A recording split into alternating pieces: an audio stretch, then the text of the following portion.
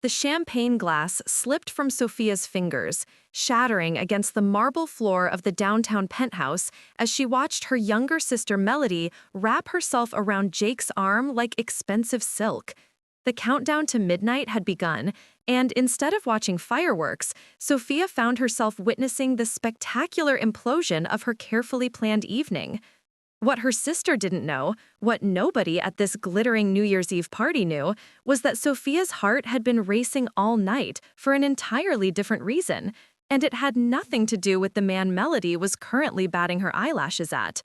Before we jump back in, tell us where you're tuning in from, and if this story touches you, make sure you're subscribed, because tomorrow I've saved something extra special for you.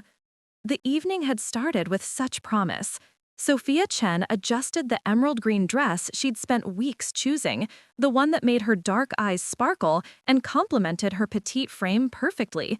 At 26, she'd finally worked up the courage to attend her college friend Madison's annual New Year's Eve bash, the kind of event where Chicago's young professionals mingled in a penthouse overlooking Lake Michigan.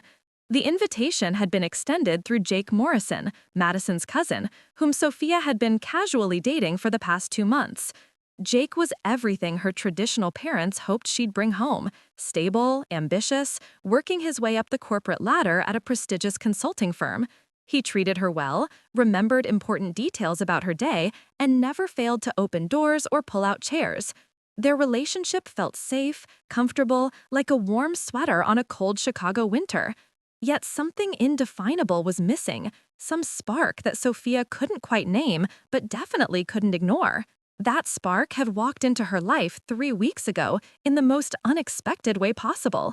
Sophia had been rushing out of the downtown Starbucks where she'd been grading papers, her arms full of her students' creative writing assignments, and her oversized teacher's bag threatening to spill its contents across the sidewalk. The collision was inevitable. Papers scattered like oversized confetti, her laptop bag went flying, and she found herself sprawled on the icy pavement, looking up at the most genuinely concerned pair of gray eyes she'd ever seen. The man helping her up wasn't Jake, though the resemblance was uncanny. Same height, same build, same aristocratic jawline.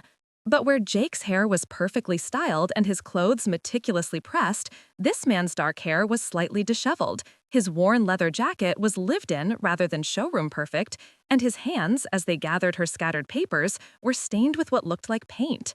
"I'm so sorry," he'd said, his voice carrying the same cadence as Jake's, but with a warmth that seemed to come from somewhere deeper. "I was lost in thought and completely not watching where I was going." "No, it's my fault," Sophia had replied, accepting the stack of papers he handed her. "I was rushing, and these heels aren't exactly made for navigating ice."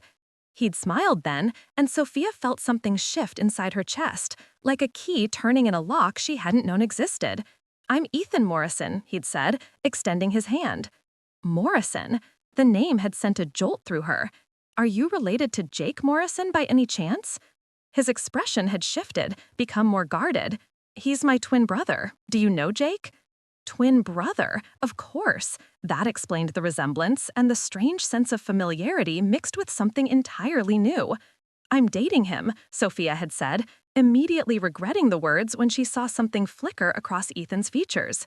"Ah," he'd taken a step back, suddenly formal. "Well, I should let you get going then. Again, sorry about the collision."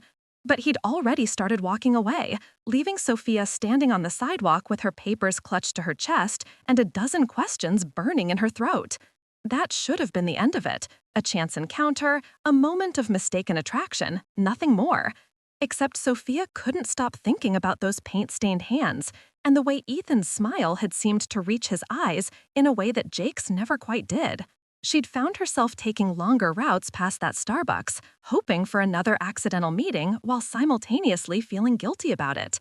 The second encounter had happened a week later, at the Art Institute, where Sophia had gone to find inspiration for her advanced literature class. She'd been standing in front of a Monet, trying to draw parallels between Impressionist painting and stream-of-consciousness writing, when a familiar voice had spoken behind her. "The way he captures light is incredible, isn't it? Like he's painting the feeling of sunshine rather than sunshine itself." Sophia had turned to find Ethan standing beside her, wearing a paint-splattered blue sweater and carrying a worn messenger bag. "You come here often?" she'd asked, then immediately cringed at how cliché it sounded. "I teach art classes downtown," he'd explained. "Elementary school kids, mostly. I come here sometimes to remind myself why I fell in love with this crazy profession in the first place." They'd walked through the museum together, Ethan sharing insights about technique and color theory, while Sophia talked about how visual art influenced literary movements. It was easy, natural, like conversations she'd imagined having but never actually experienced. When they'd stopped for coffee in the museum cafe, Sophia had learned that Ethan lived in a converted warehouse studio in Pilsen, that he'd spent 2 years painting in Prague after college, and that he'd never quite understood his brother's obsession with quarterly reports and profit margins. "Jake's the responsible one," Ethan had said, stirring sugar into his espresso. "Always has been. Even though we're technically the same age, he was born 12 minutes earlier and never let me forget it. He had his career mapped out by high school. I was still trying to decide if I wanted to be a dinosaur or a firefighter." "And now you're an artist," Sophia had observed. "Now I'm a starving artist who teaches finger painting to 6-year-olds to pay rent," he'd corrected with a self-deprecating smile. Not exactly what our parents had in mind when they sent us both to Northwestern. "Are you happy?" The question had slipped out before Sophia could stop it, too personal for a second meeting, too intimate for someone who was supposedly dating his twin brother. Ethan had studied her for a long moment, his gray eyes serious. "Most of the time, yes. Are you?" The question had hung between them like a bridge neither was quite ready to cross. Sophia had deflected, talked about her job teaching high school English, about the satisfaction of watching students discover they could express themselves through writing. But Ethan's question had followed her home, echoing in her mind during quiet moments. Their third encounter had been deliberately planned, though neither had admitted it outright. Sophia had mentioned to Jake that she was thinking of taking an art class, something to expand her creative horizons. He'd suggested she talk to his brother, had even given her Ethan's number with casual indifference that somehow made Sophia feel worse about the flutter in her stomach when she dialed it. They'd met at a small gallery in Wicker Park, where one of Ethan's former students was having a showing. The paintings were abstract, full of bold colors and emotional intensity that reminded Sophia of the poetry her advanced students sometimes wrote when they stopped caring about grammar and started caring about truth. "She was barely speaking when she started my class," Ethan had explained, standing beside Sophia in front of a canvas that seemed to pulse with life. Selective mutism, her parents called it, but give her a paintbrush and suddenly she had volumes to say. "That's beautiful," Sophia had murmured, but she'd been looking at Ethan when she said it, at the pride and affection in his expression as he watched people discover his former students' work. They'd talked until the gallery closed, then found themselves at a late-night diner on Milwaukee Avenue, sharing pie and coffee while snow began to fall outside the windows. Ethan had told her about his plans to apply for a grant to start an after-school art program in underserved neighborhoods. Sophia had shared her dream of writing a novel someday, something she'd never even told Jake. "What's stopping you?" Ethan had asked, his fingers wrapped around his coffee mug, and Sophia had noticed the way the scars on his knuckles caught the light. "Fear, mostly," she'd admitted. "Fear that I don't have anything important to say. Fear that I'm not talented enough. Fear that I'll try and fail and then have to live with knowing I wasn't good enough." "The only real failure is not trying," Ethan had said simply. "At least that's what I tell my students when they're afraid to put their first mark on a blank canvas." Walking to her car afterward, Sophia had felt something she hadn't experienced in years, the sensation of being truly seen. It was intoxicating and terrifying in equal measure, made more complicated by the fact that she was supposedly committed to someone else entirely. The fourth time they'd met, Sophia had stopped pretending it was coincidental. She'd texted Ethan directly, asking if he wanted to grab lunch after her Saturday morning yoga class. They'd ended up at a small Ethiopian restaurant in Uptown, feeding each other bites of injera and talking about everything except the obvious tension growing between them. "How long have you been with Jake?" Ethan had asked finally, the question they'd both been dancing around for weeks. 2 months, Sophia had replied. "It's nothing serious. We're just seeing where it goes." Ethan had nodded, but something in his expression had shifted. He's a good guy, stable, the kind of man women usually want to end up with. Is that supposed to be a compliment or a warning? I honestly don't know anymore. That night, Sophia had lain awake staring at her ceiling, trying to sort through the tangle of emotions in her chest. She cared about Jake, enjoyed his company, respected his ambition and kindness. But what she felt for Ethan was something else entirely, a pull so strong it frightened her, a connection that felt less like falling and more like coming home. She'd tried to create distance after that, declining Ethan's texts and throwing herself into holiday preparations with Jake. They'd attended his office Christmas party, where Sophia smiled and made conversation with his colleagues' wives while feeling like she was performing in a play she'd never auditioned for. Jake had been attentive and proud, introducing her as his girlfriend to anyone who would listen, and Sophia felt the weight of expectations settling around her shoulders like a heavy coat. Which brought her to tonight, to Madison's New Year's Eve party, to the moment when everything had started to unravel. Jake had picked her up at 7, looking handsome in his tailored navy suit, bringing her flowers and complimenting her dress in all the right ways. The party was everything Sophia had expected: elegant, sophisticated, full of successful young professionals sipping champagne and discussing their resolutions for the coming year.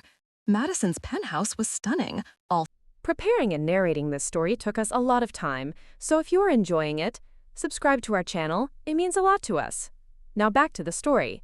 Ethan, this is Sophia, the girlfriend I've been telling you about. We've actually met, Ethan had said, his voice carefully neutral as he'd shaken Sophia's hand. The brief contact had sent electricity up her arm, and she'd had to force herself to let go. Really? When? Jake had looked genuinely curious, not suspicious, which somehow made Sophia feel worse. A few weeks ago, Sophia had managed, we ran into each other downtown. Small world, Jake had laughed, completely missing the undercurrents swirling around him. I'm glad you two finally got to meet properly. Ethan's the artist I told you about. The conversation had continued, polite and surface level, while Sophia's heart hammered against her ribs. She'd been acutely aware of Ethan's presence beside her, the way he'd shift slightly when their arms accidentally brushed, the careful way he'd avoided looking directly at her when Jake was watching. I should go find Madison, Ethan had said finally. She invited me, so I should probably actually talk to her at some point. Good idea, Jake had agreed. Sophia and I were just about to check out the balcony. Madison said the view of the fireworks is incredible from up there. Ethan had nodded and melted back into the crowd, leaving Sophia feeling oddly bereft. She let Jake guide her toward the balcony, had made appropriate noises about the stunning view of the Chicago skyline, but her attention had been fractured, part of her always tracking Ethan's movement through the party. That's when Melody had arrived. Sophia's 24-year-old sister had swept into the party like a force of nature. All platinum blonde hair and curves poured into a red dress that left little to the imagination. Melody had always been the beautiful one, the sister who turned heads and broke hearts, who collected men's attention like some people collected vintage wine. She worked as a social media influencer, documenting her glamorous lifestyle for thousands of followers who hung on her every perfectly filtered post. "Soph!" Melody had squealed, air-kissing both of Sophia's cheeks while managing not to disturb her perfectly applied makeup. "This party is incredible! Your boyfriend definitely knows how to show a girl a good time." "It's Madison's party," Sophia had corrected. "Jake just got us invitations." "Well, whoever's responsible, I am living for this energy." Melody had surveyed the room like a general surveying a battlefield. "So many gorgeous, successful men. Is this what your life is like now? All sophisticated and glamorous?" "It's just a party, Mel." "Just a party? Honey, this is networking gold. I could get enough content for a month just from the champagne fountains alone." Melody had already been pulling out her phone, angling for the perfect selfie. "There's this boyfriend of yours. I'm dying to meet the man who finally caught my serious sister's attention." Jake had been charming when introduced, complimenting Melody's dress and asking about her work with genuine interest. But Sophia had noticed the way his eyes lingered slightly too long on her sister's cleavage, the way his smile became a bit more practiced when Melody turned her full attention on him. "Your sister is adorable," Melody had gushed to Sophia while Jake went to refresh their drinks. "So buttoned up and professional, totally your type." "What's that supposed to mean?" "Just that you've always gone for the safe choice. Remember David from college? Sweet, reliable, boring as watching paint dry. This Jake seems cut from the same cloth." Before Sophia could respond, Jake had returned with champagne, and Melody had immediately launched into an animated story about her latest photo shoot, somehow managing to work in details about her yoga routine, her skincare regimen, and her upcoming trip to Cabo. Jake had listened with the kind of rapt attention he usually reserved for quarterly reports, and Sophia had felt something cold settle in her stomach. The rest of the evening had unfolded like a slow-motion car accident. Melody had attached herself to their little group, monopolizing Jake's attention with a constant stream of stories and flirtatious touches. She'd laughed at his jokes a beat too long, placed her hand on his arm when making a point, and somehow managed to position herself between Jake and Sophia whenever they were standing together. Meanwhile, Sophia had found herself stealing glances at Ethan across the room. He'd been cornered by a group of Madison's finance friends, looking like he'd rather be anywhere else, occasionally catching Sophia's eye with expressions that ranged from amused to quietly desperate. She'd wanted to rescue him, to cross the room and claim him for herself, but she couldn't without making a scene or revealing feelings she wasn't ready to acknowledge publicly. As midnight approached, the energy in the room had shifted. Couples had begun pairing off, gravitating toward each other in preparation for the traditional New Year's kiss. Sophia had expected Jake to move closer to her, to claim his position as her date for the countdown. Instead, she'd watched in growing horror as Melody had maneuvered herself directly into Jake's space, standing so close their bodies were almost touching. 10, 9, 8. The crowd had begun counting down, voices rising in excitement. Sophia had looked around frantically, realizing she'd lost track of where Jake was in the crush of bodies. Then she'd spotted him, near the windows, Melody pressed against his side, her red lips curved in a triumphant smile. 7, 6, 5. Panic had risen in Sophia's chest, but not for the reason she'd expected. She should have been upset about losing her boyfriend to her sister's calculated charm. Instead, she'd found herself searching the crowd for gray eyes and paint-stained fingers. 4, 3, 2. Their eyes had met across the room just as the countdown reached its climax. Ethan had been watching her with an expression of such naked longing that Sophia had felt her knees go weak. In that moment, surrounded by celebration and champagne and the promise of new beginnings, she'd finally understood what had been missing from her relationship with Jake. 1. Happy New Year! The room had exploded in cheers and confetti, couples embracing and kissing as fireworks began bursting over Lake Michigan. And Sophia had watched, frozen in place, as her sister rose up on her toes and pressed her lips to Jake's mouth, claiming the kiss that should have belonged to Sophia. That's when the champagne glass had slipped from her fingers, shattering against the marble floor in a sound that seemed to echo through her entire world. Now, standing in the aftermath of that moment, Sophia felt something fundamental shift inside her chest. The pretense she'd been maintaining, the careful compartmentalization of her feelings, the guilt over her attraction to Ethan, all of it crumbled like a house of cards in a hurricane. "Oh my God, Soph, I'm so sorry." Melody was suddenly beside her, her cheeks flushed with champagne and victory. "I didn't realize you were right there. Jake and I were just caught up in the moment. You know how it is with midnight kisses." Jake appeared a moment later, looking genuinely confused and slightly guilty. "Sophia, I'm sorry, I lost track of you in the crowd, and then the countdown started and—" "It's fine," Sophia heard herself say, her voice remarkably steady despite the chaos in her chest. "Really, it's fine." But it wasn't fine. It was the opposite of fine. It was the moment when Sophia realized she'd been living a lie, not just about her feelings for Ethan, but about what she actually wanted from her life. She'd been sleepwalking through a relationship with a man who was perfectly suitable on paper, but who could be distracted by her sister's obvious charms. She'd been settling for safe when what she really wanted was standing across the room, looking at her like she was the only person in a crowd of hundreds. "Let me help you clean this up," Jake said, already looking around for someone to deal with the broken glass. "No, it's okay," Sophia said, stepping carefully around the shards. "I should probably go." "Go? But it's barely past midnight. The party's just getting started." Sophia looked at Jake's face, at his genuine confusion and concern, and felt a rush of something that might have been affection mixed with pity. He really didn't understand what had just happened, what lines had been crossed, what damage had been done. In his world, a New Year's kiss was just a harmless tradition, and Melody's flirtation was just friendly enthusiasm. "I have a headache," Sophia said, which wasn't entirely a lie. "I think I just need to go home." "I'll drive you," Jake offered immediately. "No, stay and enjoy the party. I'll call a ride." "Sophia, I really think—" "Jake." She turned to face him fully, and something in her expression must have warned him not to push. "I need to go home. alone. We can talk tomorrow." He'd nodded reluctantly, clearly not understanding but recognizing that arguing would only make things worse. Melody had already disappeared back into the crowd, probably documenting her midnight triumph for her social media followers. And Ethan? Sophia had looked for him one last time, but couldn't spot him in the crush of celebrating partygoers. 20 minutes later, Sophia had been sitting in the back of an Uber, watching the Chicago skyline blur past through tears she couldn't quite explain.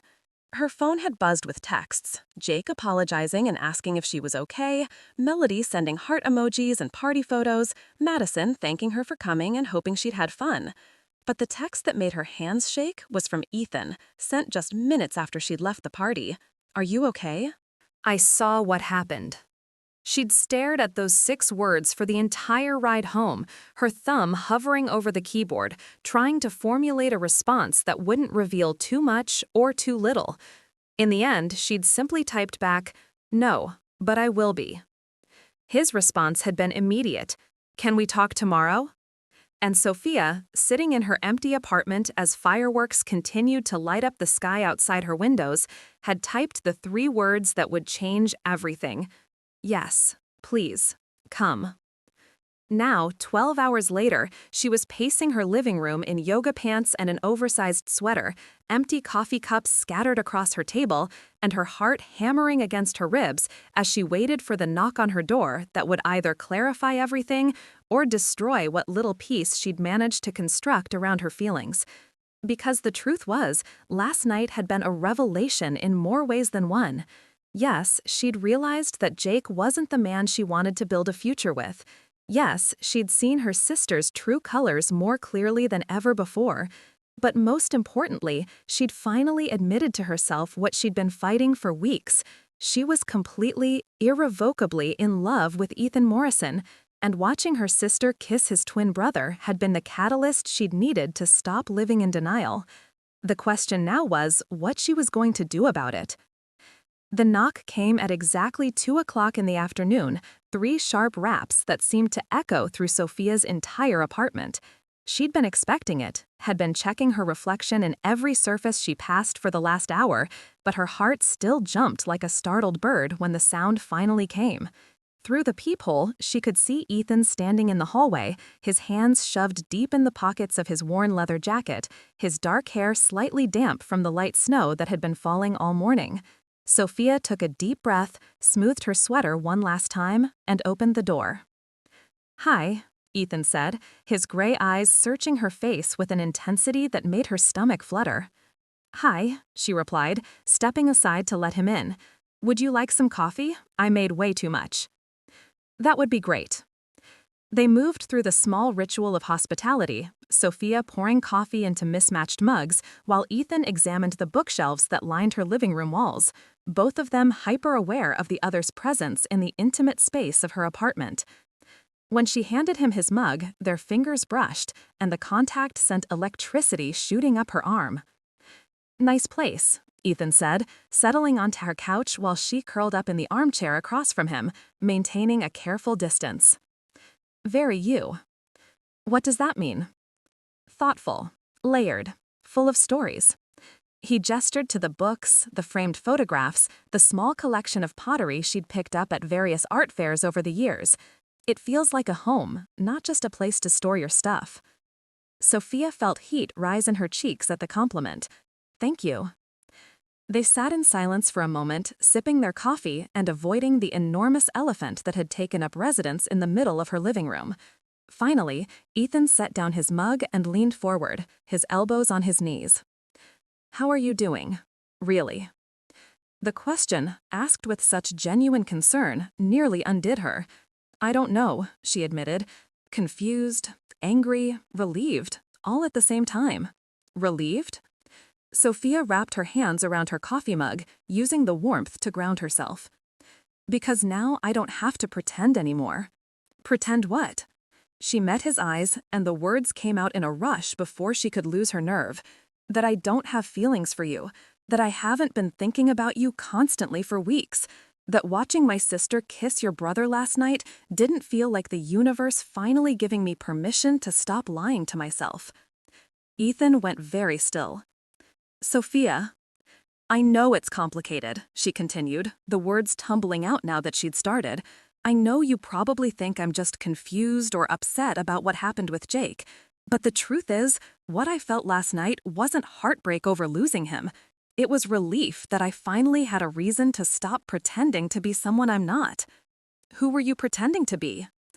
The kind of woman who would be happy with someone like Jake. Safe, appropriate, the choice my parents would approve of. She laughed, but there was no humor in it. The kind of woman who wouldn't fall for her boyfriend's twin brother. Ethan stood up abruptly, walking to the window that overlooked her small balcony. Snow was still falling, dusting the city in white, and the afternoon light caught the silver threads in his dark hair. You don't understand how complicated this is, he said finally. Then explain it to me. He turned to face her, and she could see the conflict written clearly across his features. Jake is my brother. We may not be close, but he's family. And you're his girlfriend. Was, Sophia corrected. After last night, I think that relationship is officially over. Because of your sister? Because I realized I was settling for something that felt safe instead of fighting for something that felt real. She stood up, crossing to where he stood by the window. What I feel for you, it's not safe at all. It's terrifying and complicated and probably a terrible idea, but it's real, Ethan. More real than anything I've felt in years. He was quiet for a long moment, staring out at the falling snow. When he finally spoke, his voice was barely above a whisper. I've been in love with you since the day we met outside that coffee shop. The admission hit Sophia like a physical blow, knocking the air from her lungs. What? Do you have any idea how impossible it's been watching you with him, listening to him talk about you, about your dates, about how he thinks you might be the one? Ethan's laugh was bitter. I've been dying inside for weeks, wanting something I could never have. You can have it, Sophia said, reaching for his hand. But Ethan pulled away before she could touch him. No, I can't. Not like this. Not when you're still technically with my brother. I'm not with Jake anymore. Does he know that? The question hung in the air between them, heavy with implication. Sophia thought about the texts Jake had sent that morning, apologizing for the confusion at the party and asking if they could talk. She'd ignored them all, not ready to face that conversation yet. I need to talk to him. Yes, you do. And until you do, until this is all sorted out properly, we can't. He gestured helplessly between them. I won't be the reason you and Jake break up. I won't be the other man in this story. Sophia felt frustration rise in her chest. You're not the other man. You're the right man, the only man I want. The words seemed to physically pain him. Don't, he said, running his hands through his hair. Please, don't make this harder than it already is. So what are you saying? That we just pretend this doesn't exist? I'm saying we do this right. You end things with Jake cleanly, honestly. You figure out what you want without me as a factor. And then, if you still feel the same way? He trailed off, but the promise in his voice made her heart race. And if Jake hates you for this? Then I'll deal with that when it happens. But I won't start something with you while you're still connected to him. I've seen what family betrayal does to people, Sophia. I won't be responsible for tearing my family apart, no matter how much I want this. She wanted to argue, to point out that her relationship with Jake had been dying a slow death long before Ethan came into the picture. But looking at his face, at the pain and longing and stubborn integrity written there, she realized that this was exactly why she'd fallen for him in the first place. His moral compass, his refusal to take shortcuts, even when they led to what he wanted most. How long? She asked. What? How long do I have to wait? After I talk to Jake, after I end things properly, how long before we can try this? Ethan moved closer to her, so close she could see the flecks of blue in his gray eyes. As long as it takes for you to be sure, really sure. Because once we cross this line, Sophia, there's no going back, at least not for me. The intensity in his voice made her shiver. I'm already sure. Then prove it. End things with Jake. Deal with your sister. Figure out what your life looks like without them. And if, after all that, you still want this, want me, then we'll figure out what comes next. Before she could respond, he leaned down and pressed a gentle kiss to her forehead, his lips lingering against her skin for a moment that felt both eternal and far too brief. I should go, he said, stepping back. Ethan, wait! But he was already moving toward the door, and Sophia knew that pushing him now would only make him pull away further. She followed him to the entrance, watching as he shrugged back into his leather jacket. Will you wait for me? She asked as he opened the door. He turned back to look at her, and the expression on his face was so tender it made her chest ache. I've been waiting for you my whole life, he said simply. A little longer won't kill me. After he left, Sophia sank back onto her couch, her mind reeling. She felt like she was standing at the edge of a cliff, and Ethan was asking her to build a bridge before she jumped. It was the rational thing to do, the honorable thing to do, but every instinct in her body was screaming at her to just leap and trust that love would be enough to carry her across. Her phone buzzed with another text from Jake. Can we please talk? I feel like there's been some kind of misunderstanding. Sophia stared at the message for a long moment, then finally typed back, yes, we need to talk. Tonight? His response was immediate. I'll pick you up at 7. Dinner at Alinea? Alinea, the most expensive restaurant in Chicago, the kind of place Jake took important clients when he needed to impress them. Clearly, he thought their relationship was worth the investment. The thought made Sophia's stomach turn. Actually, let's just meet somewhere quiet. How about that coffee shop on Clark Street near your apartment? Are you sure? I was hoping we could do something special. I'm sure. She spent the rest of the afternoon trying to figure out how to break up with someone who didn't even realize they were being broken up with. Jake was a good man. He deserved honesty and kindness, not brutal truth about how she'd been emotionally unfaithful for weeks. But he also deserved someone who looked at him the way she looked at Ethan, someone who didn't have to force herself to feel butterflies when he kissed her. At 6:45, Sophia walked into the small coffee shop 3 blocks from Jake's Lincoln Park apartment. It was deliberately unglamorous. Mismatched furniture, indie music playing too loudly, the kind of place that served fair trade coffee in ceramic mugs and didn't care about impressing anyone. Jake was already there, looking out of place in his pressed khakis and button-down shirt, 2 steaming mugs on the small table in front of him. Thanks for meeting me, he said, standing to kiss her cheek as she approached. The gesture felt strange now, too formal and yet too intimate at the same time. Of course, Sophia replied, settling into the chair across from him. We need to talk about last night. I know, and I'm so sorry about the confusion with your sister. She's very enthusiastic. Jake's smile was rueful. I should have been more aware of where you were during the countdown. It was thoughtless of me. Jake, Sophia started, then stopped. How did you tell someone that their biggest flaw wasn't thoughtlessness, but simply not being someone else entirely? I've been thinking about it all day, Jake continued, and I realized this might actually be perfect timing. I mean, not the mix-up with Melody, but the fact that we're talking about moving forward. Sophia's coffee cup froze halfway to her lips. Moving forward? I've been wanting to have this conversation for a while now, but the holidays seems like the wrong time. Too much pressure, you know? Jake reached across the table to take her free hand. But now, with the new year starting, it feels like the right moment to talk about what we want this relationship to become.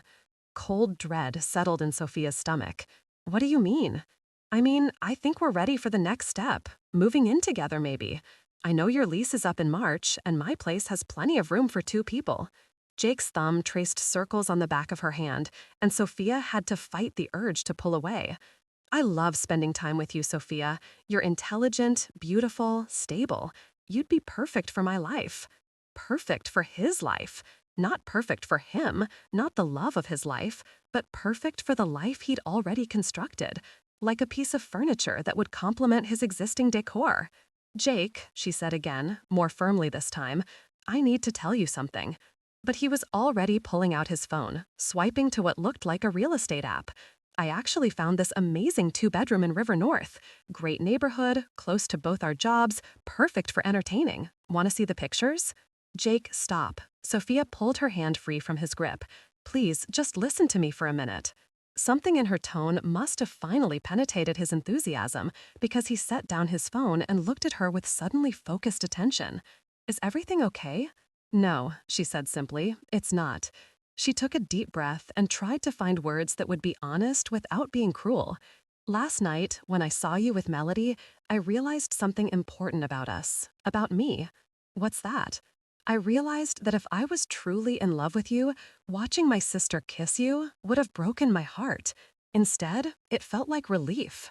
Jake's expression shifted, confusion replacing enthusiasm. Relief?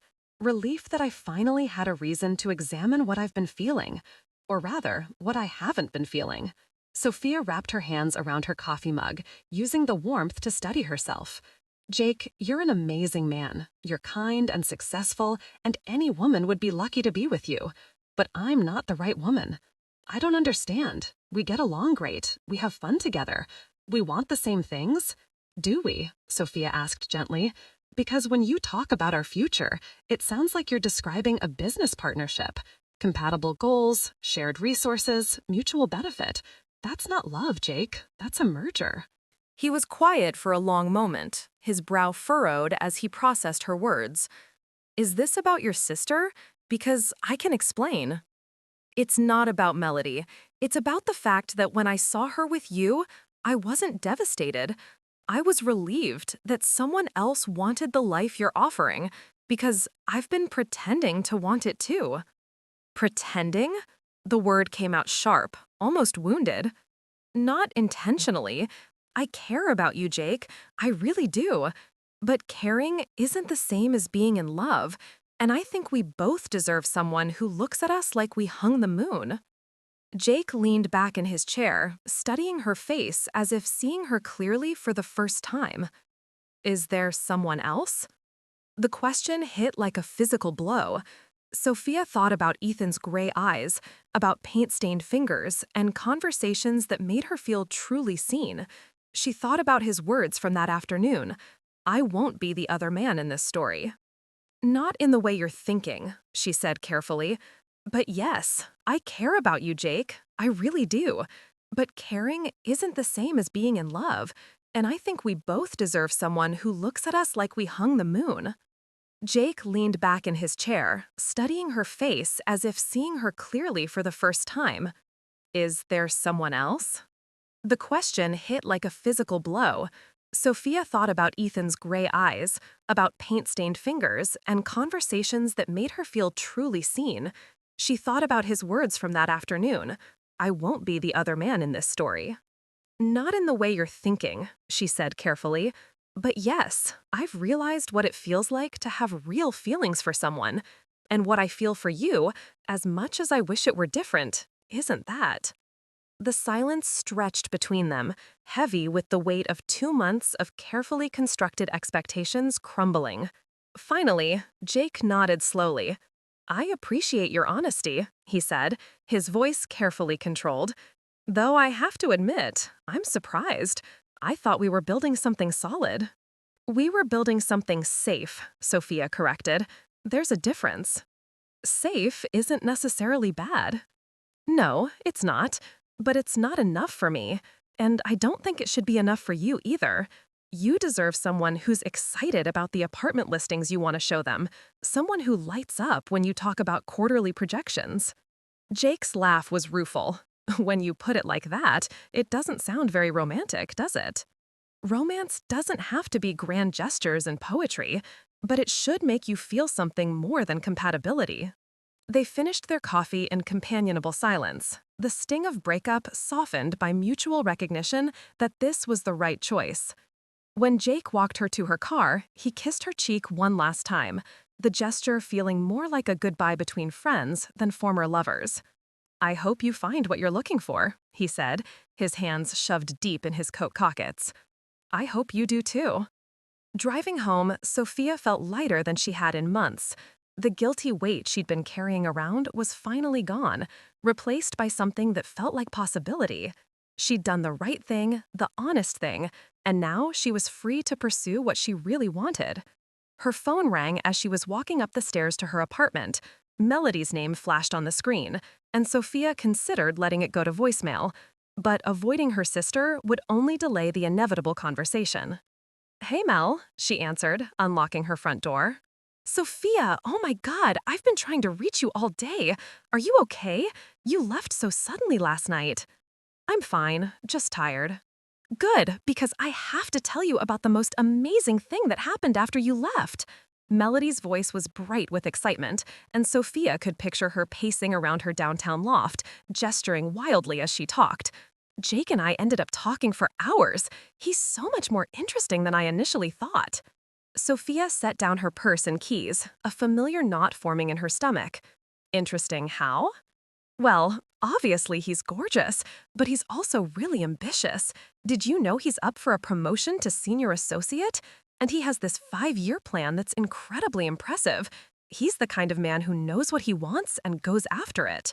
"Melody." "And he's so sweet. He walked me to my car, made sure I got home safely. A real gentleman, you know, not like these losers I usually date who can barely remember to text me back." "You're talking about Jake like you're interested in him," Sophia said slowly. "Well," Melody's voice took on a coy tone that Sophia knew all too well. "I mean, I can't deny there's some chemistry there. Did you see that midnight kiss? The sparks were practically visible." Heat flared in Sophia's chest, but it wasn't jealousy. It was anger, pure and simple. "He's my boyfriend, Melody." "Was your boyfriend," Melody corrected cheerfully. "Past tense. Jake told me you guys broke up this afternoon. Something about incompatibility?" Sophia sank onto her couch, phone pressed to her ear, trying to process what she was hearing. "He told you we broke up?"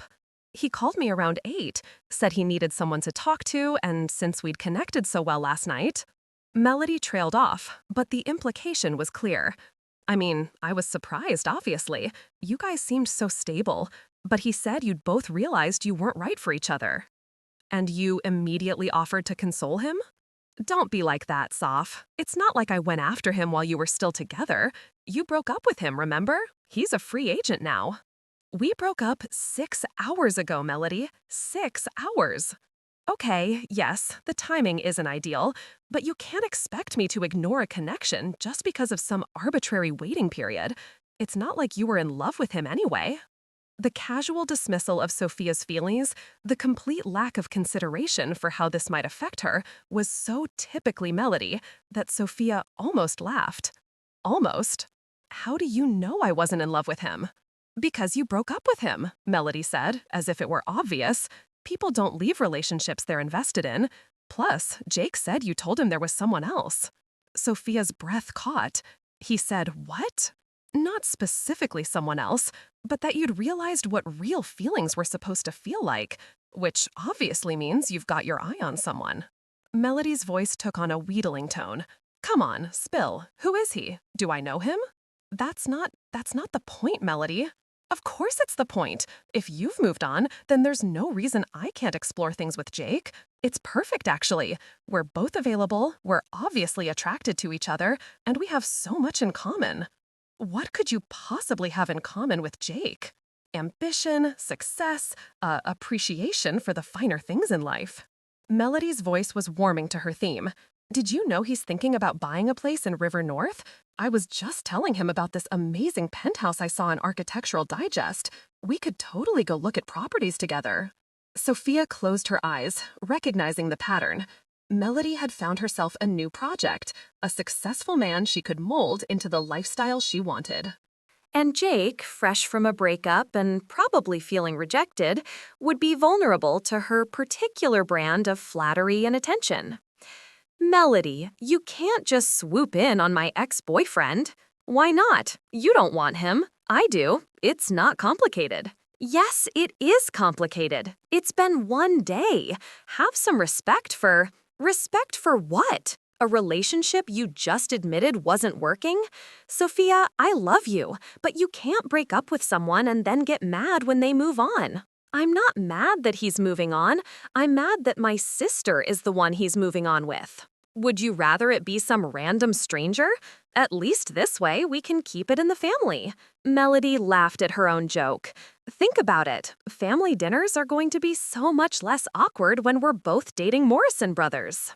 The words hit Sophia like ice water. What did you just say? I said family dinners will be less awkward.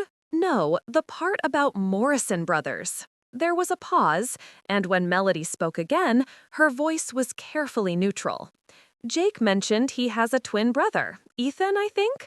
Apparently, he's some kind of artist. What exactly did Jake tell you about Ethan?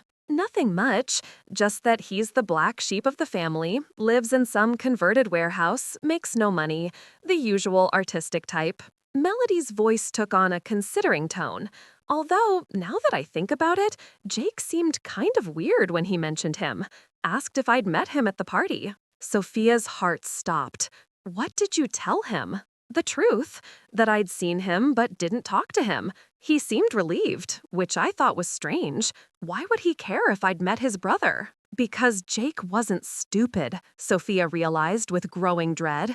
He might not have understood the full extent of her feelings, but he'd picked up on something during their conversation at the coffee shop. And now, he was going to be watching for any connection between her and Ethan. Melody, I need you to listen to me very carefully, Sophia said, her voice steady despite the panic rising in her chest. You cannot date Jake. Why not? Give me one good reason. Because Sophia stopped, realizing she couldn't tell her sister the truth without revealing her feelings for Ethan. And if Melody knew about that, if she even suspected, she'd use it as ammunition somehow. Because it's wrong. Because he's my ex-boyfriend and you're my sister. That's not a reason. That's just social convention. And since when do either of us care about what other people think? Since always, Melody. You've built your entire life around caring what other people think. That's not fair, isn't it? Your job is literally getting people to think you have the perfect life. Your apartment, your clothes, your boyfriends, they're all props in the story you're selling. At least I'm honest about what I want, Melody shot back. I don't pretend to be satisfied with boring, safe choices and then complain when they don't fulfill me. The criticism stung because it contained a grain of truth. Sophia had been settling, had been playing it safe, but not anymore. You're right, Sophia said quietly. I was settling, but I'm not anymore. Good for you. Then you'll understand why I'm not settling either. Jake is exactly the kind of man I've been looking for. Successful, handsome, stable. Everything I want in a partner. Everything you want in a lifestyle, Sophia corrected. There's a difference. Maybe for you, but I've never believed in love for love's sake. I believe in partnerships that make sense, that improve both people's lives. Jake and I could build something amazing together. Sophia thought about Jake's carefully planned future, about real estate apps and 5-year plans and business partnerships disguised as romance. Maybe Melody was right. Maybe they were perfectly suited for each other. Fine, she said finally. Do whatever you want. You will anyway. Don't be like that, Soph. I'm not trying to hurt you. I know, you're just thinking about yourself, like always. The conversation ended shortly after that, with Melody promising to be sensitive to Sophia's feelings while making it clear she had no intention of changing her plans. Sophia hung up feeling drained and strangely hollow. In the space of one day, she'd ended a relationship, confessed her feelings to a man she couldn't have yet, and watched her sister move in on her ex-boyfriend with the efficiency of a heat-seeking missile. But underneath the exhaustion, there was something else. Relief, again. Because now all the pretense was gone. All the careful social constructions she'd been maintaining had crumbled, leaving her free to figure out what she actually wanted from her life. Her phone buzzed with a text from an unknown number. Then another. Then another. The first was from Madison. Jake told me what happened. Are you okay? Do you want to talk? The second was from Jake himself. I hope there are no hard feelings. You're an amazing woman, and you deserve someone who appreciates that. The third made her heart skip. Heard you might need a friend tonight. I'm here if you want to talk. E. Sophia stared at that last message for a long time, her thumb hovering over the reply button. Ethan had said they needed to wait, needed to do this right. But he was offering friendship, support, human connection on a day when she felt like her entire social structure was shifting beneath her. She typed back, "Rain check.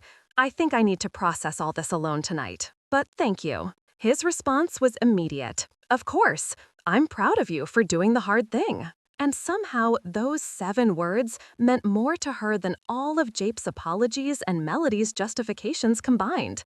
Because Ethan understood what it had cost her to be honest, to choose the difficult path instead of the easy one. Sophia made herself a simple dinner, ran a hot bath, and spent the evening reading a book that had nothing to do with romance or family drama or complicated feelings. For the first time in months, she went to bed early and slept soundly, her conscience clear, and her heart finally free to want what it wanted. Tomorrow would bring new challenges, navigating her family's reaction to Jake and Melody's budding relationship, figuring out how to move forward with Ethan, dealing with the inevitable gossip and speculation from their mutual friends. But tonight, she was simply grateful to be done with pretending, done with settling, done with living someone else's idea of what her life should look like. Her phone buzzed with a text from an unknown number. Then another. Then another. The first was from Madison. "Jake told me what happened. Are you okay? Do you want to talk?" The second was from Jake himself. "I hope there are no hard feelings. You're an amazing woman, and you deserve someone who appreciates that." The third made her heart skip. "Heard you might need a friend tonight. I'm here if you want to talk. E." Sophia stared at that last message for a long time, her thumb hovering over the reply button. Ethan had said they needed to wait, needed to do this right, but he was offering friendship, support, human connection on a day when she felt like her entire social structure was shifting beneath her. She typed back, "Rain check. I think I need to process all this alone tonight, but thank you." His response was immediate. "Of course, I'm proud of you for doing the hard thing." And somehow, those 7 words meant more to her than all of Jake's apologies and Melody's justifications combined. Because Ethan understood what it had cost her to be honest, to choose the difficult path instead of the easy one. Sophia made herself a simple dinner, ran a hot bath, and spent the evening reading a book that had nothing to do with romance or family drama or complicated feelings. For the first time in months, she went to bed early and slept soundly, her conscience clear and her heart finally free to want what it wanted. Tomorrow would bring new challenges, navigating her family's reaction to Jake and Melody's budding relationship, figuring out how to move forward with Ethan, dealing with the inevitable gossip and speculation from their mutual friends. But tonight, she was simply grateful to be done with pretending, done with settling, done with living someone else's idea of what her life should look like. Change was coming, and for the first time in years, Sophia was ready to embrace it. 3 weeks into February, Sophia's carefully constructed new routine was interrupted by an Instagram notification that made her coffee turn bitter in her mouth. The post was a professional quality photo of Melody and Jake at some upscale restaurant, his arm around her waist as she leaned into practiced perfection. The caption read, "When the universe aligns everything perfectly, some people are just meant to find each other. #blessed, #new beginnings, #power couple." Sophia stared at the image on her phone screen, noting the way Jake's smile looked genuinely happy for the first time she'd known him. Melody was practically glowing, her blonde hair styled in loose waves, wearing what looked like a new designer dress that probably cost more than Sophia made in a week. The comments were already pouring in from Melody's followers, a stream of heart emojis and congratulations that made Sophia's stomach churn. Not because she was jealous, she genuinely felt nothing but relief when she looked at Jake now, but because the speed with which they'd gone public felt like a deliberate slap in the face. 3 weeks. They'd been officially together for 3 weeks, and already Melody was posting couples photos and talking about destiny. Her phone buzzed with a text from her mother. "Saw Melody's post. She says you introduced them. How wonderful that you're all so supportive of each other." Sophia closed Instagram without responding to her mother and tried to focus on the stack of essays she was grading. Her advanced placement students had written pieces about pivotal moments in literature, and she was working through thoughtful analyses of everything from The Great Gatsby to Beloved. Normally, she loved this part of her job, seeing how her students' minds worked, watching them make connections between classic texts and their own lives. But today, she kept reading the same paragraph over and over without absorbing any of it. The truth was, she was miserable. Not because of Jake and Melody, but because of the impossible situation she'd created for herself with Ethan. They'd been texting sporadically since that afternoon in her apartment, careful conversations about books and art and everything except what was really between them. He'd asked her out twice, once for coffee, once to see a gallery showing, and both times she'd declined, knowing that being alone with him would make it impossible to maintain the boundaries he'd insisted on, because those boundaries were crumbling anyway. Every casual text made her heart race. Every carefully worded message felt loaded with subtext. She was falling deeper in love with him through fragments of conversation, through the way he remembered details about her day, through the thoughtful questions he asked about her writing.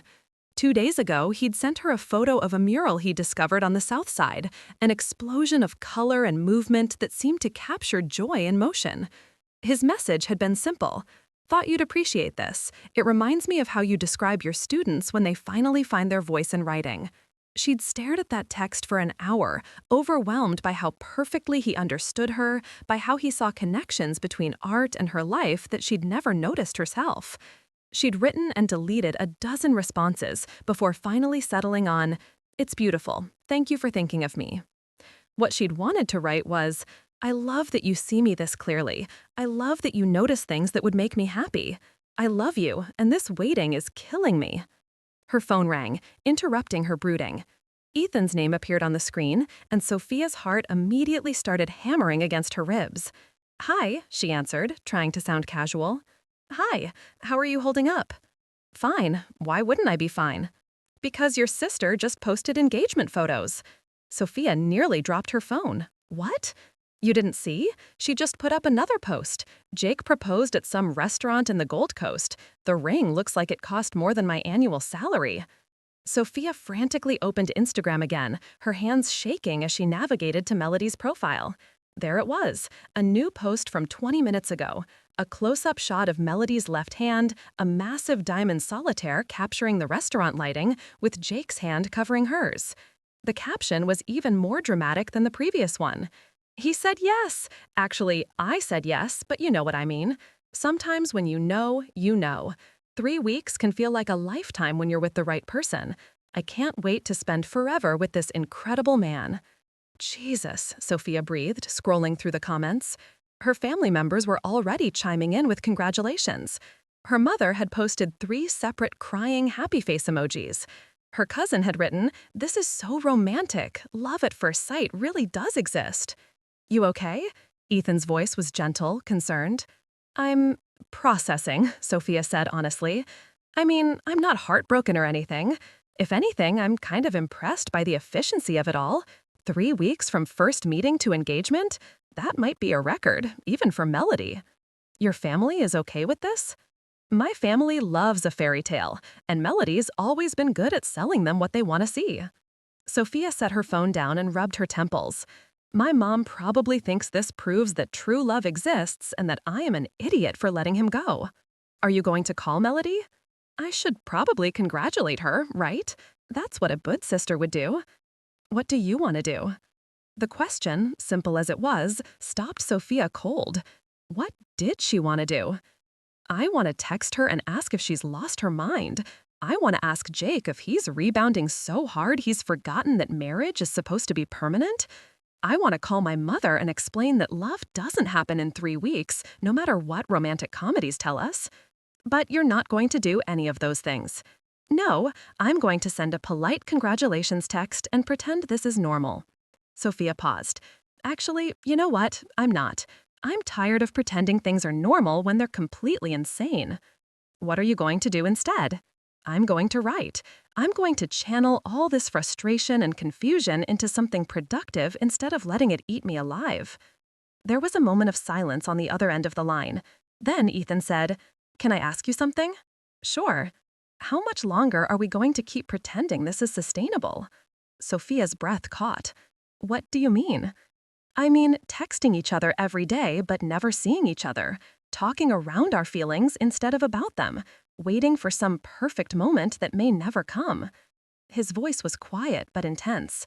Jake is engaged to your sister. Whatever obligation you felt to handle this delicately is gone. He's clearly moved on. But you said, I said we needed to do this right. I said you needed to end things with him cleanly. You did that. I said you needed to figure out what you wanted without me as a factor. Have you? Sophia closed her eyes, her heart pounding so hard she was sure he could hear it through the phone. Yes. And what do you want? You, she whispered. I want you. I've wanted you from the beginning, and every day we wait makes it worse, not better. Then stop waiting. The words hung in the air between them, heavy with possibility and promise. Sophia felt like she was standing at the edge of that cliff again, but this time she could see Ethan waiting on the other side. Are you asking me out, Ethan Morrison? I'm asking you to have dinner with me, tonight, as more than friends. That sounds like a date. That's exactly what it is.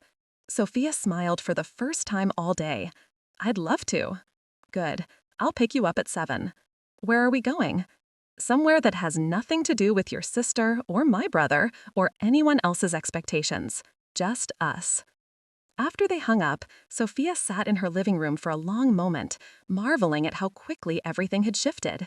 This morning, she'd been trapped in limbo, holding herself back from what she wanted most. Now, suddenly, she was free to pursue it. She spent the rest of the afternoon in a state of nervous energy, changing clothes 3 times before settling on a simple black dress that made her feel confident without trying too hard. She did her makeup carefully, choosing a bold red lipstick that felt like armor, like a declaration of intent. At exactly 7 o'clock, there was a knock on her door. Sophia opened it to find Ethan standing in the hallway, holding a single white orchid and looking slightly nervous. Hi, he said, offering her the flower. Hi yourself. She accepted the orchid, inhaling its delicate fragrance. This is beautiful. I thought about roses, but they seem too obvious. Orchids are more, he paused, searching for the word. Complex? Sophia suggested. I was going to say honest. They don't pretend to be anything other than what they are. The comment sent warmth spreading through her chest. That's very philosophical for a first date. Technically, this is our 5th date. I'm counting the museum, the gallery, the diner, and that afternoon in your apartment. Those weren't dates. They were for me. Sophia felt her knees go slightly weak. In that case, we're way overdue for this conversation. Ethan had chosen a small Italian restaurant in Little Italy, the kind of place with checkered tablecloths and wines served in glasses that had seen decades of romantic dinners. It was intimate without being pretentious, warm without being cliché. They sat across from each other at a corner table, candlelight flickering between them, and for the first time in weeks, Sophia felt like she could breathe fully. So, Ethan said, after they'd ordered wine and antipasti, how does it feel to be officially dating the family disappointment? Is that what you are? According to my parents, yes. Jake's the success story. Corporate job, nice apartment, now engaged to a beautiful woman who posts about him on social media. I'm the one who lives in a warehouse and gets paint under his fingernails for a living. Your parents don't approve of your career? They don't understand it. My father's a surgeon, my mother's a lawyer. They raised us to believe that success meant financial security and social status. Jake absorbed that message perfectly. I didn't. Sophia leaned forward, intrigued. What made you choose art? Necessity, mostly. I was failing everything else. Ethan's smile was self-deprecating. In high school, I couldn't focus on math or science or business classes, but put me in art class and suddenly I could concentrate for hours. It was the only place where my brain worked the way it was supposed to. And your parents didn't see that as a strength? They saw it as a phase I'd outgrow. When I declared an art major in college, my father actually suggested I double major in something practical. When I graduated and moved to Prague instead of looking for a corporate job, they stopped talking to me for 6 months. That must have been hard. It was. But it was also necessary. I had to figure out who I was when I wasn't trying to be Jake's carbon copy. Ethan paused as their wine arrived, waiting until they were alone again to continue. The irony is that now Jake and I probably get along better than we ever did as kids. We've stopped competing because we're not even playing the same game anymore. Until now, Sophia said quietly. Until now, he agreed. Though I have to say, I don't think Jake sees this as a competition. I think he genuinely believes he upgraded. Melody is beautiful, Sophia acknowledged, and she's very good at being what men want her to be. But she's not you. The simple statement hit Sophia like a physical touch. How can you be so sure? You barely know me. I know you love your job, even though it doesn't pay well, because you believe education matters. I know you're kind to your students, even when they don't deserve it. I know you read poetry for pleasure, and you cry at movies you think are badly written but emotionally honest. Ethan's gray eyes were intense in the candlelight. I know you've been settling for safe choices your whole life, but you're brave enough to stop when you realize they're wrong for you. How do you know all that? Because I've been paying attention. Because every conversation we've had has taught me something new about who you are. Because I'm falling more in love with you every day, and I notice everything about the people I love. The words settled between them like a gift, honest and unvarnished and perfect. Sophia felt tears prick her eyes, not from sadness but from relief. I love you too, she said simply. I think I have since that first day outside the coffee shop. Even though I knocked you over and scattered your papers? Especially because of that. You helped me pick them up. You cared more about whether I was hurt than whether you looked foolish. Their antipasti arrived, but neither of them moved to touch it. They were too busy looking at each other, too caught up in the relief of finally being honest about what had been building between them for months. So what happens now? Sophia asked. Now we see where this goes. Without hiding, without waiting for permission, without worrying about what other people think. My family is going to have opinions. Let them. Your sister just got engaged to my brother after 3 weeks. I think we can handle whatever judgment they want to throw our way. They talked through dinner about everything and nothing. Ethan's plans for the after-school art program, Sophia's ideas for her novel, their shared love of small independent bookstores, and terrible reality television. The conversation flowed like water, natural and easy, punctuated by long looks and the occasional brush of fingers when they reached for the same piece of bread. When Ethan walked her to her door at the end of the evening, Sophia felt like she was floating. The night air was crisp but not bitter, and the city lights seemed brighter somehow, as if the world had been adjusted to a more vivid setting. I had an amazing time, she said, turning to face him on her doorstep. Good, because I'd like to do it again. Soon. How soon? Tomorrow night? Friday? Every night until you get sick of me? Sophia laughed, reaching up to touch his face. I don't think that's possible. He leaned into her touch, his eyes falling closed for a moment. Sophia? Yes? I'm going to kiss you now. It's about time. The kiss was everything she'd imagined and nothing like she'd expected. Soft at first, tentative, then deeper as they both gave in to weeks of suppressed longing. Ethan's hands came up to frame her face, and Sophia felt like every romance novel she'd ever mocked had been underselling the experience. This wasn't just physical attraction or emotional connection, it was recognition, like finding a piece of herself she hadn't known was missing. When they finally broke apart, both breathing hard, Ethan rested his forehead against hers. Worth the wait? He asked softly. Almost, Sophia replied, then pulled him down for another kiss. The next few weeks passed in a blur of happiness that Sophia had never experienced before. She and Ethan fell into an easy rhythm of dates and long conversations, of stolen kisses and lazy Sunday mornings spent reading in bed together. He introduced her to hidden corners of the city she'd never noticed. Tiny galleries and converted warehouses, hole-in-the-wall restaurants that served the best food she'd ever tasted, bookstores that stayed open until midnight and served wine with their poetry readings. Sophia introduced Ethan to her world in return. Faculty parties where he charmed her colleagues with stories about teaching art to children, coffee shops where she graded papers while he sketched the other customers, quiet evenings in her apartment where they cooked dinner together and talked about their days. It was domestic and romantic and exactly what Sophia had been missing with Jake. The sense that they were building something together instead of just occupying the same space. The only shadow on their happiness was the ongoing drama of Jake and Melody's whirlwind romance. The engagement had been followed by wedding planning at a pace that made Sophia dizzy. Melody called her at least twice a week with updates: venues, dresses, flowers, caterers, each conversation a breathless recital of decisions made and money spent. "We're thinking about a destination wedding in Tuscany," Melody announced during one particularly exhausting phone call. "Jake knows this amazing villa that his firm used for a corporate retreat. It would be so romantic." "When?" Sophia asked, though she was afraid of the answer. May. I know it's soon, but when you know, right? Plus, Jake's bonus comes through in April, so the timing is perfect financially. May. 4 months from the engagement to the wedding? It was insane by any reasonable standard, but Sophia had given up trying to apply reason to her sister's choices.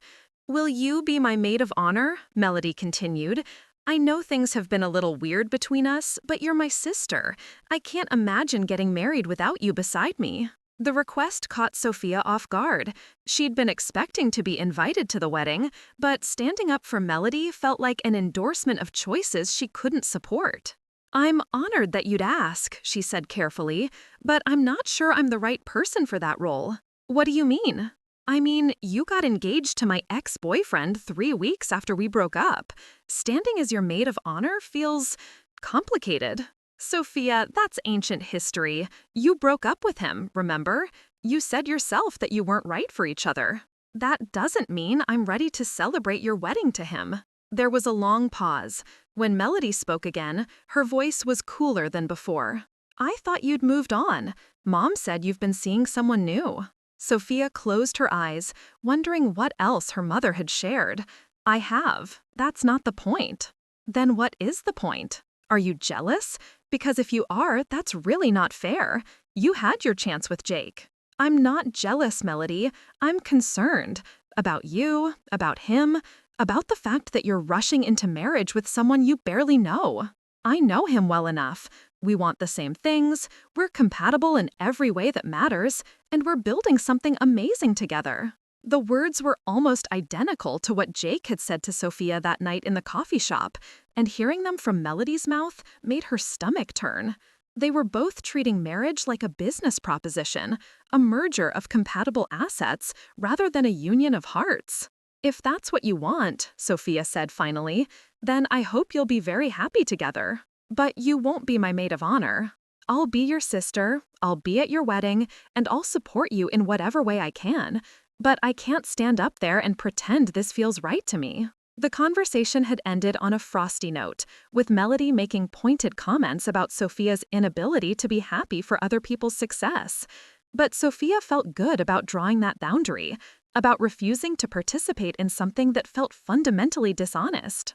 Ethan had been supportive when she'd told him about the conversation, holding her while she cried frustrated tears about family loyalty and personal integrity. "You're doing the right thing," he'd assured her. "You can love someone and still refuse to enable their bad decisions." "But what if I'm wrong? What if they really are perfect for each other and I'm just being bitter?" "Then you'll be pleasantly surprised, and they'll prove you wrong. But Sophia, love doesn't happen in 3 weeks. Infatuation does, rebound relationships do, but real, lasting love, that takes time to build." "How much time?" Ethan had smiled, pressing a kiss to the top of her head. "However long it takes. There's no timeline for understanding someone deeply enough to want to spend your life with them." The subject of Jake and Melody's wedding created tension in other areas of Sophia's life as well. Her parents called regularly to discuss wedding plans, clearly expecting her to be more involved in her sister's big day. Her mother, in particular, seemed baffled by Sophia's lack of enthusiasm. "I don't understand why you're being so distant about this," her mother said during one particularly frustrating conversation. "Melody is trying to include you, and you're acting like she's done something wrong." "She hasn't done anything wrong," Sophia replied, which was technically true. Melody had acted exactly like herself, impulsive, self-centered, but not malicious. "I just think the timeline is concerning. Sometimes when 2 people are meant to be together, they know it immediately. Look at your father and me. We knew after our 2nd date that we were going to get married." "But you didn't actually get married for 2 years." "That was different. We were younger, we needed to finish school. Jake and Melody are adults with established careers. There's no reason to wait. Sophia gave up trying to explain her concerns. Her family had always been seduced by Melody's confidence, her ability to present her choices as inevitable and romantic rather than impulsive and potentially destructive. They wanted to believe in love at first sight and fairy tale endings, and Melody was giving them exactly what they wanted to see. Meanwhile, Sophia's relationship with Ethan continued to deepen in ways that felt both thrilling and terrifying. They'd been officially together for 2 months, but it felt like much longer, not because time was dragging, but because they'd packed so much honesty and intimacy into those weeks. They talked about everything: childhood disappointments, career dreams, past relationships, future hopes. Ethan told her about his struggles with anxiety, about the way creating art helped him make sense of a world that often felt overwhelming. Sophia shared her fears about her writing, about putting herself out there creatively and risking rejection. "The novel you want to write," Ethan said, one Sunday morning as they lay in bed together, weak spring sunlight filtering through her bedroom curtains. "What's stopping you from starting it?" "Fear, mostly.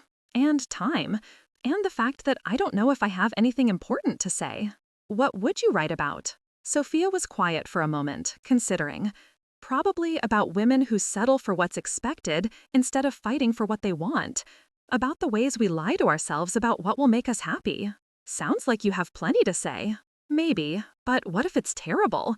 What if I spend years working on something and it turns out to be complete garbage?" Ethan propped himself up on his elbow, looking down at her with those gray eyes that seemed to see straight through her defenses. "What if it's beautiful? What if it's exactly what someone else needs to read to feel less alone in the world?" "You think I should do it. I think you should stop talking about someday and start writing today. Even if it's just 15 minutes before work, even if it's just one paragraph. You'll never know what you're capable of if you don't try." That afternoon, Sophia opened a new document on her laptop and wrote the first sentence of what would eventually become her novel. It was a small step, but it felt momentous. The beginning of something that belonged entirely to her, something that had nothing to do with anyone else's expectations or timeline. As spring progressed toward summer, the contrast between Sophia's steady, growing happiness and the chaos of wedding planning became more pronounced.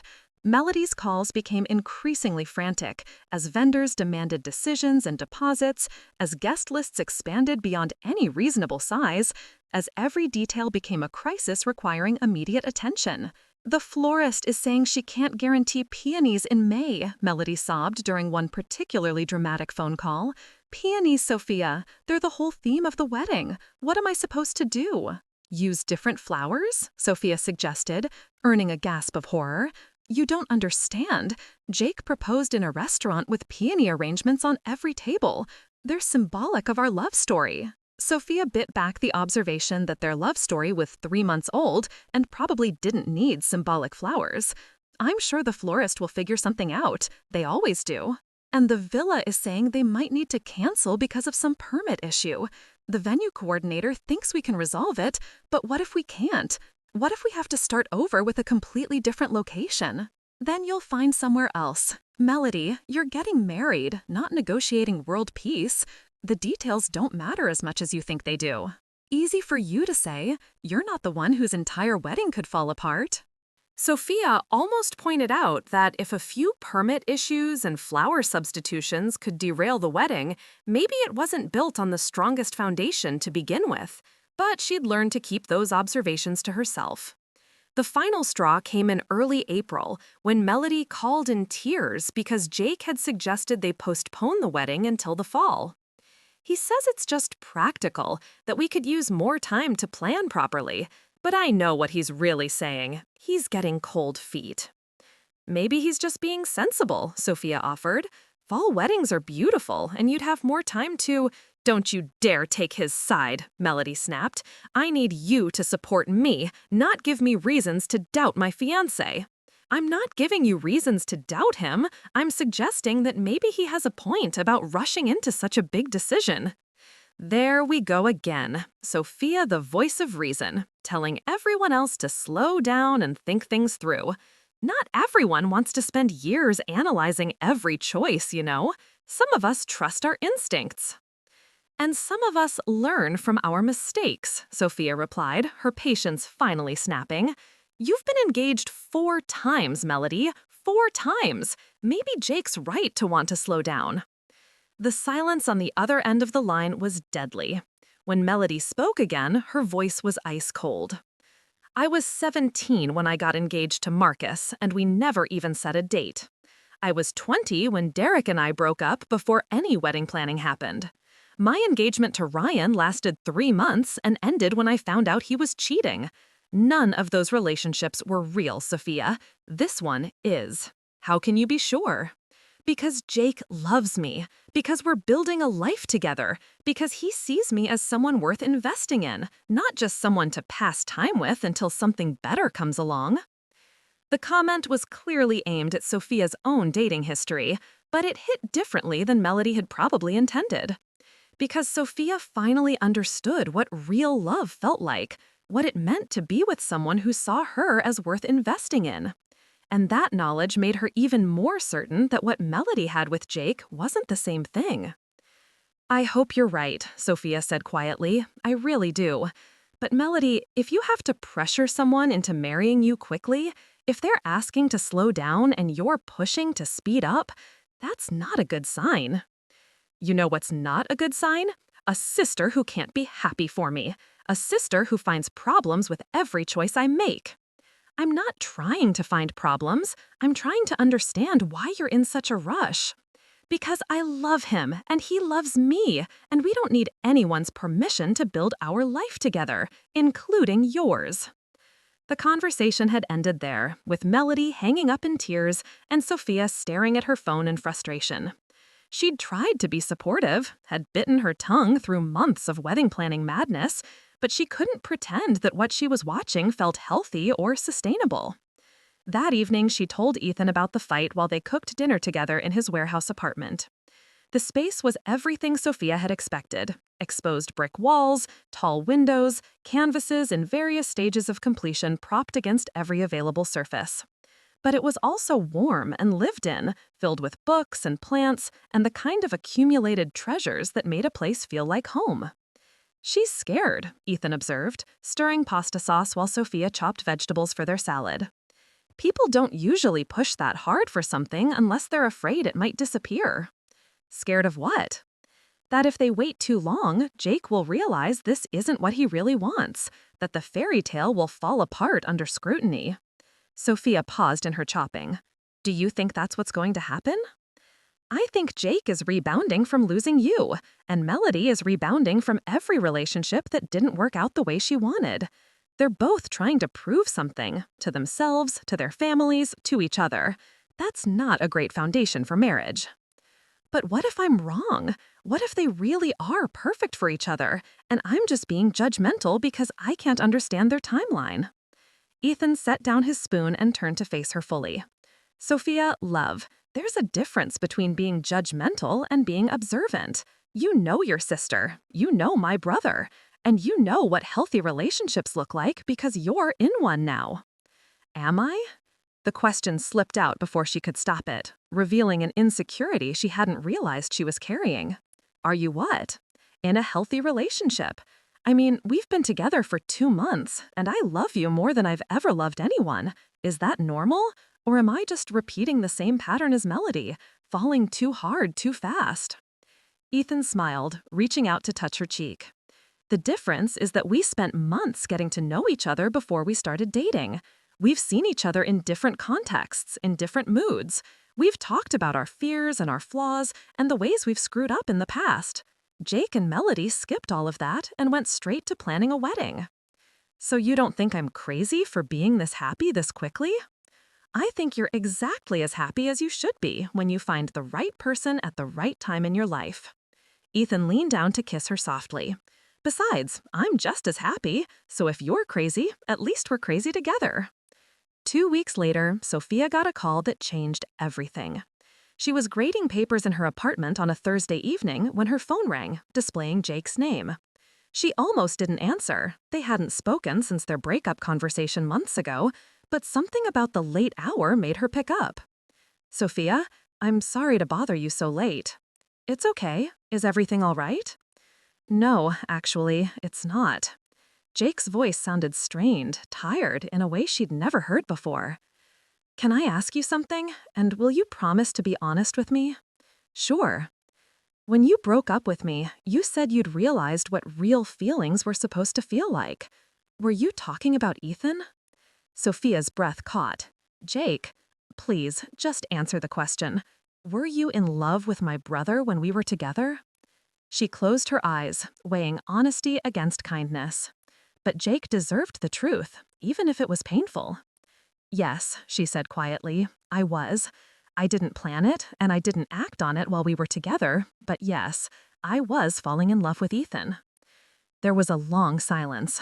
Then Jake laughed, but it wasn't a happy sound. Thank you for being honest. Jake, what's going on? Why are you asking me this now? Because I think I'm making the biggest mistake of my life, and I needed to understand whether what I had with you was real, or if I was just fooling myself about that too. What do you mean? Melody and I... God, Sophia, I don't know what I was thinking. She's beautiful and exciting, and after you broke up with me, being with her felt like proof that I was still desirable, still worth something. But now we're 2 weeks away from this wedding, and I'm realizing I don't actually know her at all. Sophia sank onto her couch, her heart racing. What do you mean you don't know her? I mean, she's nothing like what I thought. The woman I've been dating, the woman I proposed to, I think it was all performance. And now that we're planning a life together, the real Melody is starting to show through. And I'm terrified. Jake, what happened? She's been lying to me. About little things mostly, but they keep adding up. She told me she had a degree in marketing, but it turns out she never finished college. She said she was saving money for our future, but I found out she's been maxing out credit cards I didn't know existed. She's been posting about our relationship like it's a business partnership, talking about my salary and my career prospects like they're her achievements. Sophia felt a familiar mix of sympathy and frustration. Have you talked to her about any of this? I tried. When I suggested postponing the wedding so we could work through some of these issues, she accused me of trying to back out. She said if I really loved her, I wouldn't want to wait. She's been planning this whole elaborate wedding that costs more than I make in a year. And when I expressed concern about the budget, she said I was being cheap and unromantic. Jake, if you're having doubts... It's more than doubts, Sophia. I think I've been confusing excitement with love, confusing attraction with compatibility, and now I'm trapped in this situation that's spiraling completely out of control. Sophia thought about all the warning signs she'd watched Jake ignore, all the red flags she'd bitten her tongue about. What do you want to do? I want to call off the wedding. I want to end this before it goes any further. But Melody's family has already bought plane tickets, the deposits are all non-refundable, and she's threatening to sue me for breach of promise if I back out now. She's threatening to sue you? Her exact words were that I've damaged her reputation and caused her financial hardship by proposing if I wasn't serious about following through. Apparently, she had a lawyer draft a pre-engagement agreement that I signed without reading carefully. I thought it was just about protecting our individual assets. But there are clauses about compensation for emotional damages if either party backs out after a certain point. Sophia felt sick. Jake, that's not normal. Healthy relationships don't require legal contracts to ensure commitment. I know that now. But at the time, Melody presented it as being practical, protecting both of us. She said it showed how serious we were about building a future together. Jake's voice was hollow. I was still reeling from our breakup, still trying to prove to myself that I could be the kind of man a woman would fight for. When Melody pursued me so aggressively, when she talked about our relationship like it was destined, I wanted to believe it. What are you going to do? I don't know. My lawyer is reviewing the agreement, trying to find a way out that won't cost me everything I've saved. But even if I can break it legally, there's still the family situation. Your parents love Melody. My parents think she's perfect for me. Everyone's so invested in this fairy tale that calling it off feels impossible. Sophia closed her eyes, thinking about all the conversations she'd had with her family, all the times she'd bitten her tongue instead of voicing her concerns. Jake, you can't marry someone to avoid disappointing other people. I know, but I also can't destroy my relationship with my family, tank my finances, and publicly humiliate someone I cared about, even if I don't love her the way I should. Even if staying will make you both miserable. Melody doesn't seem miserable. She seems thrilled. Sometimes I think she's more excited about the wedding than the marriage, more interested in the Instagram posts than the actual relationship. But maybe that's enough for her. Maybe I'm overthinking this. Jake, Sophia's voice was gentle but firm. Listen to yourself. You're trying to talk yourself into marrying someone you don't love because it's easier than dealing with the consequences of being honest.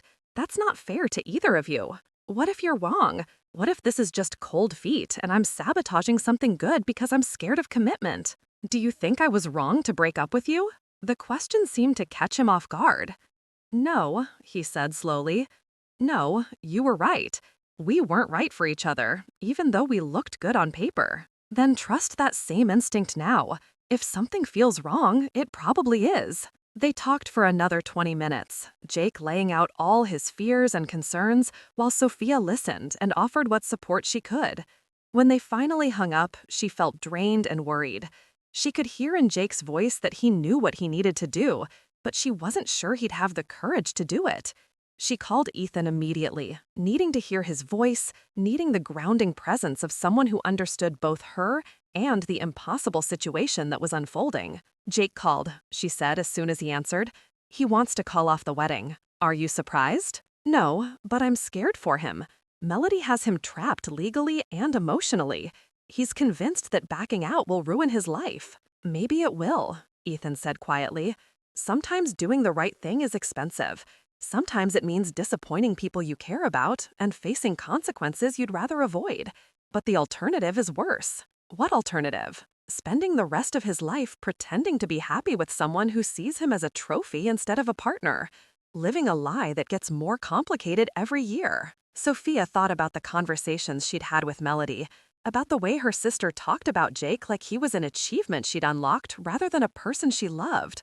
I think you're right, but I don't know if Jake is strong enough to face the fallout. Then he'll learn to be. Or he won't, and he'll marry her, and they'll be miserable together until one of them finally breaks. God, that's depressing. Love isn't always enough, Sophia.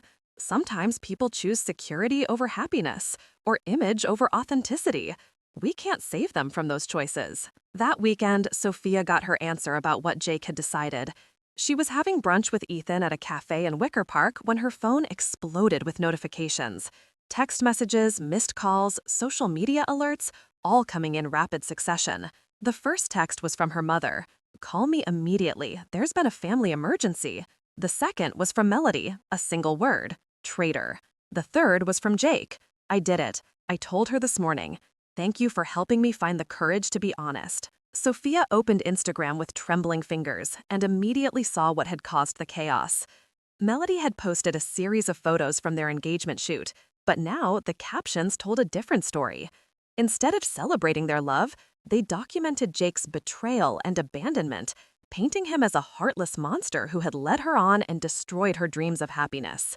2 weeks before our wedding, he tells me he's not ready for marriage, one caption read. After months of planning, after I've arranged my entire life around our future together, he decides he needs more time to figure things out. If you're not ready to commit, don't propose. If you're not serious about marriage, don't put a ring on someone's finger.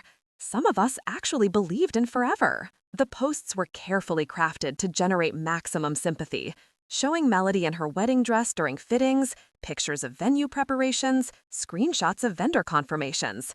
Each image was accompanied by increasingly dramatic captions about betrayal and broken promises. She's making it look like he left her at the altar, Sophia said, scrolling through the posts while Ethan read over her shoulder.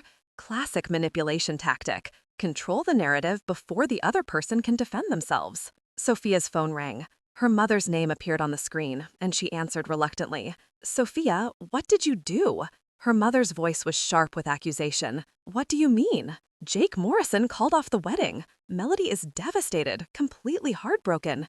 She says you've been poisoning his mind against her, telling her she wasn't good enough. Mom, that's not. She showed me the texts you sent, discouraging her from marrying him, telling her she was making a mistake. How could you sabotage your own sister's happiness? Sophia felt cold dread settle in her stomach. What texts? Don't play innocent.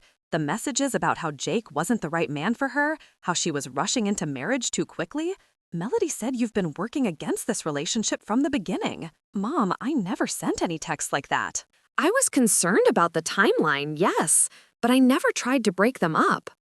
Then explain why Jake is suddenly questioning everything after months of being perfectly happy.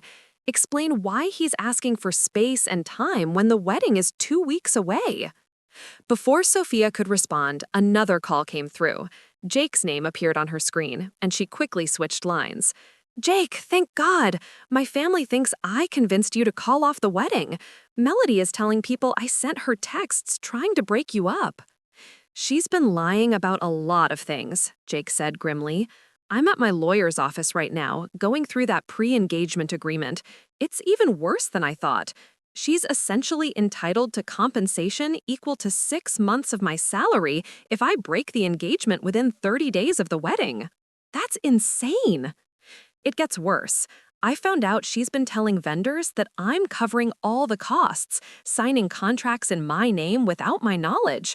The final bill for this wedding is going to be close to $80,000. Sophia nearly dropped her phone. $80,000? The venue, the catering, the flowers, the photographer, everything is premium, top of the line. When I confronted her about the budget, she said I told her money was no object, that I wanted to give her the wedding of her dreams. Did you say that? I said I wanted her to be happy. Apparently, she interpreted that as a blank check. Sophia switched back to her mother's call, but the line had gone dead. Immediately, her phone started buzzing with text messages from family members, each one more accusatory than the last. Her cousin called her a jealous homewrecker. Her aunt suggested she needed therapy to deal with her issues with other people's happiness. Even her father, usually the peacemaker in family conflicts, sent a disappointed message about supporting family members instead of tearing them down. This is unbelievable, Sophia said to Ethan, showing him the stream of messages. She's turned my entire family against me. She's scared and desperate, Ethan replied, taking her hand across the table. When people's carefully constructed lies start falling apart, they lash out at anyone who threatens their version of reality. But why blame me? I didn't do anything except refuse to be her maid of honor. Because you're an easy target. You're the ex-girlfriend who couldn't be happy for them. You're the sister who always found fault with Melody's choices. It's easier to blame you than to admit that this relationship was built on fantasy instead of reality. Sophia's phone rang again. This time it was Melody, and against her better judgment, she answered. I hope you're satisfied, Melody said without preamble, her voice thick with tears. You've destroyed everything I worked for. Melody, I didn't do anything. Jake made it his own decision. Don't lie to me. He said you two talked, that you helped him see clearly. What did you tell him, Sophia? What poison did you pour in his ear? I told him the truth, that if he was having serious doubts, he needed to be honest with you before the wedding. You told him to break up with me? I told him not to marry someone he didn't love. There's a difference. He does love me. Melody's voice rose to a near shriek. He proposed, he planned a future with me, he introduced me to his family as his fiancé. You don't do those things unless you love someone. Melody, listen to yourself. You're talking about actions, not feelings. Jake told me he confused excitement with love, that he was rebounding from our breakup and made decisions he regrets. So you admit it? You poisoned him against me? I admitted that I answered his questions honestly when he called me, confused and scared about marrying someone he barely knows. Barely knows? We've been together for 4 months. And engaged for 3 of them? Melody, you're planning to marry someone you met at a New Year's Eve party 4 months ago. Does that honestly sound reasonable to you? It sounds like love to me. Real, honest, life-changing love. But you wouldn't understand that, would you? You've never felt anything that intense, anything that swept you off your feet. The accusation stung because it was so far from the truth. What Sophia felt for Ethan was indeed life-changing and intense, but it was also grounded in genuine knowledge of who he was as a person, built on months of conversation and shared experience. I hope someday you'll understand the difference between being swept off your feet and being knocked off balance, Sophia said quietly, between love that builds you up and obsession that tears you down. Don't you dare psychoanalyze me. This is all your fault, and everyone knows it. Jake was perfectly happy until you got in his head. Jake was miserable, Melody. He told me he felt trapped, that he didn't know who you really were, that he was scared of the financial and legal obligations you'd created without his knowledge. Legal obligations? Melody's voice went very quiet. The pre-engagement agreement, the vendor contracts signed in his name, the $80,000 wedding he never agreed to pay for? He said he wanted me to be happy. He said money wasn't an issue. And you interpreted that as permission to make financial decisions that could bankrupt him? I thought if I created the perfect wedding, if I showed him how amazing our life could be together, he'd realize how lucky he was to have me. For the first time since this conversation started, Sophia heard something in her sister's voice that sounded like genuine vulnerability instead of calculated drama. Melody, she said gently, you can't force someone to love you by spending money or making grand gestures. Love doesn't work that way. Then how does it work? The question came out small, lost, nothing like Melody's usual confident tone. It works when two people see each other clearly, flaws and all, and choose to build something together anyway. It works when you feel more like yourself with that person, not less. It works when you can imagine growing old together, not just having a beautiful wedding. There was a long silence. Then Melody said, I really thought he loved me. Maybe he did, in his way, but loving someone and being ready to marry them are two different things. Everyone's going to think I'm a failure, another broken engagement, another relationship that didn't work out. Or they'll think you're someone who's brave enough to face the truth when it's difficult, someone who's strong enough to start over when something isn't right. I don't feel brave, I feel humiliated. Humiliation is temporary. A bad marriage lasts decades. They talked for another few minutes, the conversation gradually shifting from accusations to something resembling understanding. When they hung up, Sophia felt emotionally drained but cautiously hopeful. Maybe this crisis would force Melody to examine her patterns, to think about what she actually wanted from a relationship instead of just what she wanted from a wedding. Over the next few days, the family drama continued to unfold in waves. Jake's lawyer managed to negotiate a settlement that reduced the financial penalties, but still left him on the hook for a significant portion of the wedding costs. Melody had to make dozens of phone calls to vendors, family members, and friends, explaining that the wedding was canceled and dealing with the mixture of sympathy and judgment that followed. The social media aftermath was particularly brutal. Melody's followers, who had been invested in the fairy tale romance, felt betrayed by the abrupt ending. Some blamed Jake for leading her on, others blamed Melody for moving too fast, and a vocal minority blamed Sophia for being a jealous ex who couldn't stand to see her sister happy. Through it all, Ethan was Sophia's anchor. He listened to her vent about family phone calls and social media attacks, he brought her takeout when she was too stressed to cook, and he reminded her repeatedly that she'd done nothing wrong by being honest when asked direct questions. Your family will come around, he assured her one evening as they sat on his couch, Sophia's head on his shoulder while she scrolled through yet another round of accusatory text messages. Once the dust settles and people start thinking clearly, they'll realize you were trying to prevent a bigger disaster. What if they don't? What if I've permanently damaged my relationship with my parents, with everyone? Then you'll build new relationships with people who value honesty over convenient lies. But I don't think it will come to that. Your family loves you, even if they're too caught up in drama to see clearly right now. 2 weeks after the wedding that wasn't, Sophia got an unexpected visitor. She was in her apartment, grading finals, and trying to ignore the ongoing family Cold War when there was a knock at her door. Through the peephole, she saw Jake standing in the hallway, looking tired but somehow lighter than she'd seen him in months. "Hi," he said when she opened the door. I hope it's okay that I stopped by. I wanted to thank you properly for everything you did. You don't need to thank me. I just answered your questions honestly. You did more than that. You helped me see that I was about to make a huge mistake, not just for me, but for Melody too. We would have made each other miserable. Sophia invited him in, offering coffee while they sat in her living room and talked about the aftermath of the broken engagement. Jake told her about the legal settlement, about the difficult conversations with his family, about the relief he felt despite the financial cost. My parents are disappointed, he admitted. They really liked Melody, thought she was perfect for me. But my dad said something interesting yesterday.